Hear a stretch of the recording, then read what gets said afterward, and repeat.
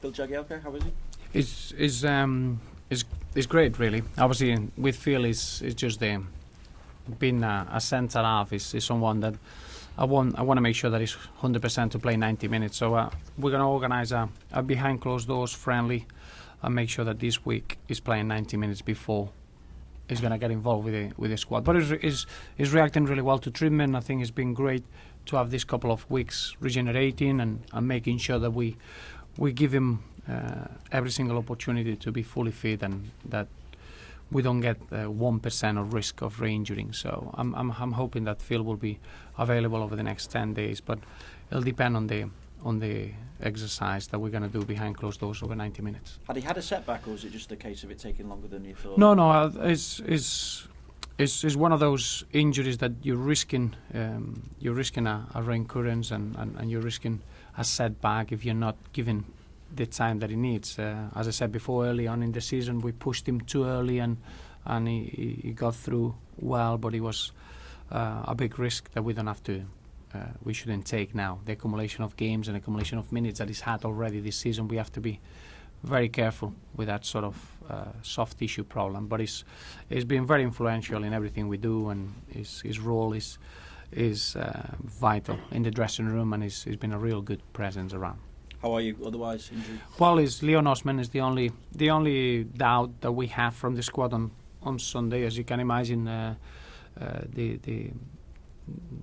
the cut is healing well, but the eye is not properly fully open, so we need to make sure that it doesn't affect his vision. So we'll have a clear idea after training today. How does the mentality differ from chasing fourth to now having destiny in your own hands? It doesn't change at all. I think we set our targets clearly in the final third of the season of going into every game to try to be as good as we could and get as many points as we could get, and that doesn't change. I think what it changes on Sunday is probably the perception from the outside and the understanding that we got mathematically a great opportunity with 6 games to go, but internally it doesn't change anything. We got terrific competition for places. The players are looking fresh. They're looking in a very good moment of form, and we're just looking forward now to face Sunderland. That is going to be such a difficult encounter at their own ground, and we still remember the defeat that we had at home against them, and we need to make sure that we are ready and prepared to perform as well as we can. We spoke about using that cup game against Arsenal as added motivation. Does that go for the league game against Sunderland at Goodison as well then? It could be, yeah. I think it's little targets. I think Sunderland now they're in a position that they got 7 finals, and they're going to approach it in that manner. I think they had significant performances at home in the league this season. Man City, to mention just one, what they were outstanding, and they can replicate that level anytime. In the League Cup, they've been phenomenal this season. Is more, we felt that against them at Goodison we deserve more than what we had in the scoreline, and that's something that we're going to put right. But we're all well aware that we'll have to be at our best against a team that, as we saw against Fulham a couple of weeks back, there are teams that they're ready to fight for every ball, and unless you are in the same terms of focus and concentration, they become very, very difficult. How significant a moment would you view it then, if you were to take the opportunity and move above Arsenal this weekend? Well, I don't think it's the short-term moments that we're looking for. I think we're looking at how many points we can get from the final 18. As you can imagine, the home form has been very, very good all season, and the environment that we created against Arsenal is a real advantage for us. So I would say that the 3 home games that we got left, they are fantastic football occasions that we're looking for. The 3 away games are the ones that we need to be very much aware and prepared to push ourselves, because facing teams like Sunderland and Southampton and Hull, they will all present different type of games in different moments of their seasons, but we need to be able to go away from home and be able to get positive results. So that's very much the two focus that we have. The home games in one side, that I think the atmosphere will look after the occasion by itself, and obviously the away games that we need to be ready to push ourselves to the limits. Do you see it as a chance, though, to ramp up the pressure on Arsenal? I don't think when you get into this sort of fights, I don't think when you got a team like Arsenal or teams that they've been season after season knowing how to cope with big moments and knowing how to perform on the massive expectations. I don't think you're going to pile pressure on a team like that. I think it's more about ourselves. It's how many points we can get from now until the end of the season, and that's just trying to increase that points tally, and that's the only focus that we have. But clearly, this weekend is a weekend where Arsenal, they got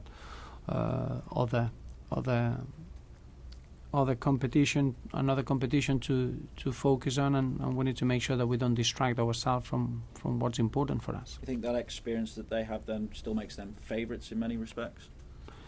Well, it's favourites or not, they are in that fourth position at the moment, and we aspire to get as many points as we can. So it's not a moment to look at the table. All we're doing is to carry on with momentum that we developed over the last few weeks, and looking at the way that the players are enjoying their football, and the signs that we are very much at the peak of our season.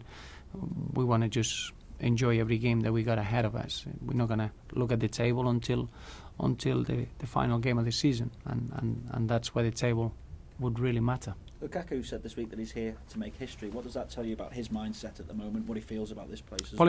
It doesn't surprise me. I think it's been such an incredible professional. Is the way.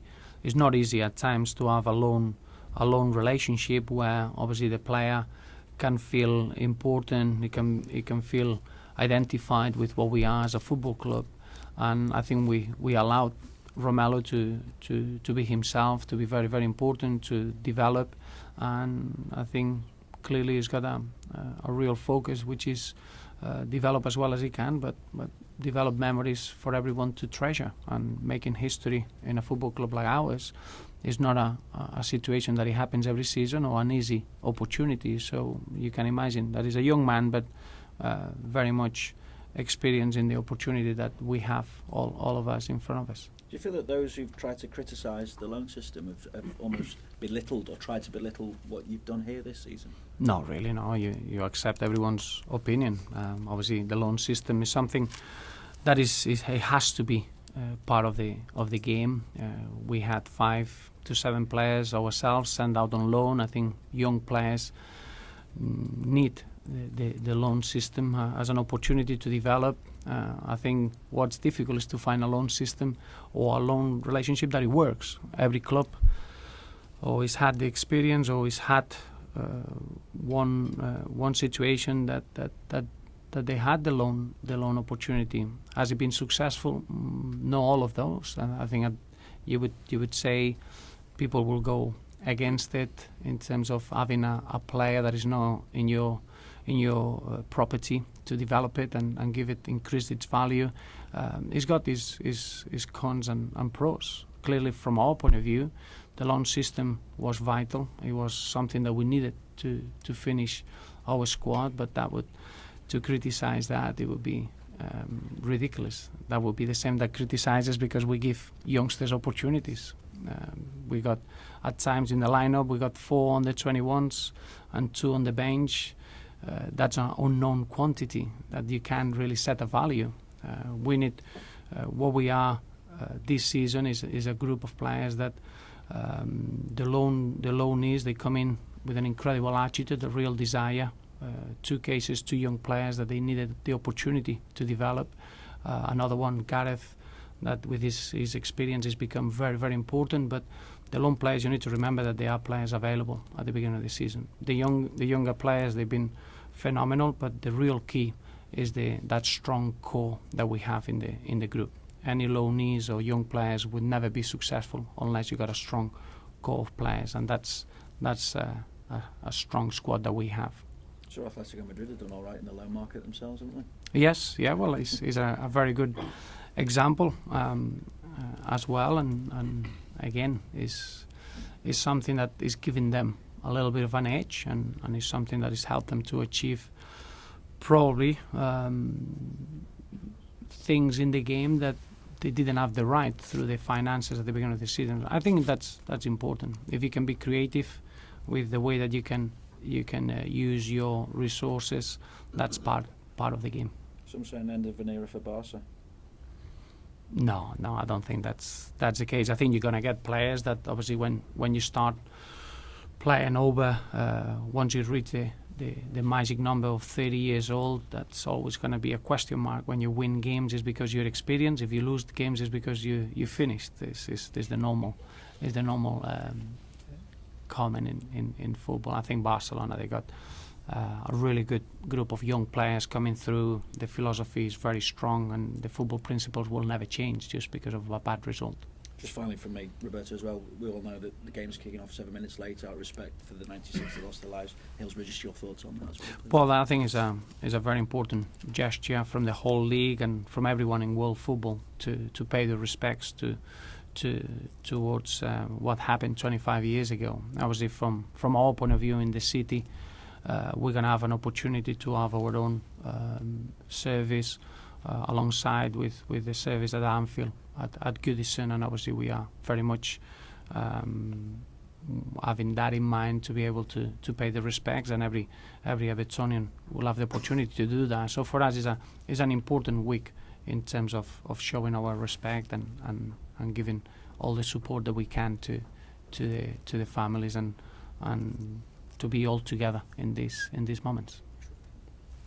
Just a couple if I may. Obviously, Gareth Barry is on 9 yellow cards still, and this is the last weekend. Does it come into your thinking about perhaps taking him out the firing line against Sunderland to save him for the next two, just in case? No. I think over the years you learn that there are certain players that they can cope with those sort of situations better than others. I think Gareth has got the experience used to play the game and focus on what he has to do without having those issues in mind. I think it's important that we concentrate on the game, and I don't think having the situation of the bookings is something that I'm too concerned at the moment. I think every game is important in itself, and that's I'd rather take that focus of every game, try to use the players that we need to use, and not taking in consideration if there is a possibility of a punishment or not.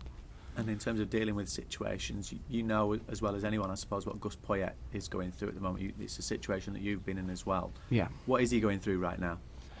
Paul is going through a real hurt, because you do understand the seriousness of the situation, but in the same way, I know that is a winner. He'll work with his players. He'll try to find a solution that it works for them in terms of how they're going to play the game on Saturday. And the score lines at the moment, like it happened on Monday, they don't reflect the real quality of that group. What it happens is when you concede a couple of goals, all of a sudden then the emotions take over the performance, and the scoreline could show anything. And for long spells, I thought Sunderland, they were very much in the game against the Spurs, and it's those key moments during games that they can affect the scorelines. I think there's those emotions that everyone is experiencing at this stage of the season when you fight to avoid relegation are very much significant in what happens in games. But I know that when they'll start the game, they'll be fully focused, they'll be fresh, they'll know exactly what they want to do, and for that reason we need to be at our best if we want to compete against Sunderland the weekend. Is it possible for the opposition to take advantage of those emotions at all? Or? Yeah, you do. I've seen it firsthand at times when you canalize those emotions in the right way and use them in your advantage. It is the significance of having the opportunity to achieve of staying in the league. I think that you get through a period where the hurt of seeing that you could lose the division, that becomes very, very difficult. Then you accept that you got an opportunity to achieve the aim of staying up, and that's a significant moment. So those emotions, they are very much affecting the way the team plays. And I do think that now Sunderland, they're in a situation, they got 7 games, more than any other team in that area, and is still very much in their hands. The amount of points that they can get, that will mean if they can be successful or not. Touched on the fact you were at Wigan and was at one end of the table come the end of the season, and now we're looking at the other end of the table. Is it more difficult being at the top and doing that, or being at the bottom? I think it's exactly the same. If I'm completely honest, it's just being able to focus in the game itself and understanding the intensity and the focus that you need in every action. In any season, whatever you're playing for, it goes down to the final 21 points to fight for. If that's to achieve the aim of staying in the league or achieve the aim of qualifying for Europe or winning the title, is exactly the same. But it is important that intensity and that focus is there without getting affected in a negative way through the emotions of what's the significance of achieving or not achieving that aim. But it is important looking back at other seasons that in Wigan we managed to get 7 wins out of the last 9, and that very much is the same intensity that you need to have in any sort of aim that you're fighting for. Just one to go back on the loan system. Is there a problem in football with bigger clubs, richer clubs stockpiling players, building huge squads and having to send them out for 2 years and then letting players go without them getting near their first team? Well, obviously that's it must be a reason behind it, and it's impossible to answer that question in a general way. I think the loan market is a need for any player. Look at the players that they are available for loan is because or they're very, very young and they never had the opportunity to play, or they're in a situation where the teams have brought players in and they are available to find a solution. So it's something that is part of the game. I think we shouldn't judge the loan market just when there are successful relationships. You need to see it as a whole, and as dangerous as it can be as a football club to have too many players and having to send them out on loan, maybe those players are not viewed or helped in the same manner when they go out on loan. You could find many examples of players that they haven't been treated fairly just because they are not part of the long term of the club, and they are allowed just to be part of a support squad, if you want. I think any loan situation can have a bit of a risk. It depends if you can find a perfect relationship between the player and the parent club and the club that is loaning the player. But some teams who have more money than, say, Everton, for example, would go out there and buy or snap up all the best young talent just because they can, not necessarily with a long-term view to put them in the first team sort of in the immediate 2 years. Mm-hmm. And then those players then get stuck at that club with no chance of first team experience and have to go out on loan.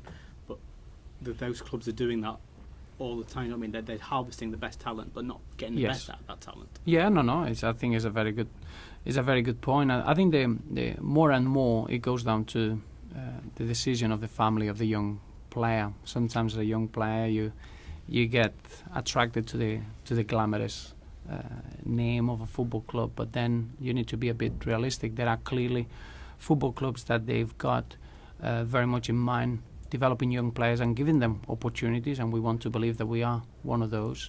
And other teams that they very much the first team affairs and developing players, they completely split, and two different departments. So it's very, very difficult for a young player to have an opportunity in the first team. And I think families and young players realize of that, and your decision when you're accepting to be part of a football club to develop your career has to be very much thinking about the long-term possibility of becoming a professional footballer. And I think that's very much important. In the modern game you will always get the top clubs investing huge amount of money, maybe without having the first team overseeing the progress of a young player, which is a real shame.